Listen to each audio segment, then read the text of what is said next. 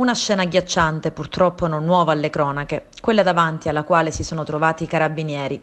Dopo aver raccolto infatti le classiche voci di paese che da tempo erano al centro del chiacchiericcio generale che animava Naro, un piccolo comune dell'Agrigentino, gli uomini dell'Arma hanno deciso di passare all'azione. L'indagine nasce dalla segnalazione di una vicina di casa di due coniugi che, insospettita da strani rumori, decide di avvisare i carabinieri. Da quel momento viene monitorato l'appartamento. Appostamenti, cimici nelle auto e nei luoghi sensibili li hanno così convinti a fare una visita all'interno di quel piccolo appartamento dove qualcosa non andava. Ad aprire loro la porta i coniugi Angelo Vinci, 53 anni, e Andrei Navella, di 52. I militari hanno percorso una rampa di scale, dove all'interno di un'angusta cameretta hanno trovato un 33enne, notoriamente sofferente di problemi psichici.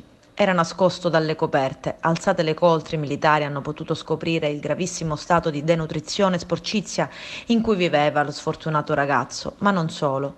Sotto il materasso hanno notato le catene che lo tenevano praticamente ancorato alla rete metallica.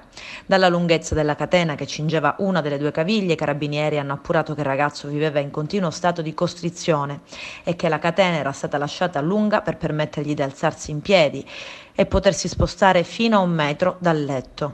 Il ragazzo, a causa della sua invalidità, è stato affidato alla zia in seguito ai problemi psichici della sorella, la mamma di lui.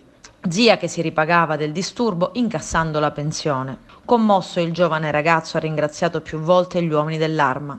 Così, mentre la coppia di aguzzini è finita dritta in carcere per maltrattamenti in famiglia e sequestro di persona, reati pesantissimi, il 33enne è stato accompagnato in un centro della zona dove potrà ricevere le cure e l'assistenza necessaria per la sua condizione. Ma non solo. Presa al cuore la situazione di questo povero ragazzo, i carabinieri hanno organizzato una colletta in caserma per pagargli le prime cure. L'operazione è stata autorizzata dal procuratore capo Luigi Patronaggio e dal sostituto Gloria Andreoli. I tutori del disabile sono stati arrestati dai carabinieri della stazione di Naro, coordinati dalla compagnia di Licata.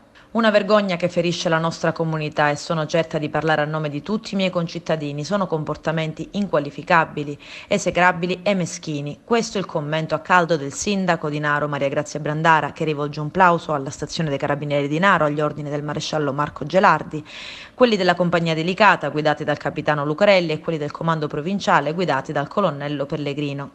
Grazie, aggiunge Brandara, alla Procura della Repubblica di Agrigento, sotto l'abile guida del procuratore Luigi Patronaggio, cittadino onorario di Naro.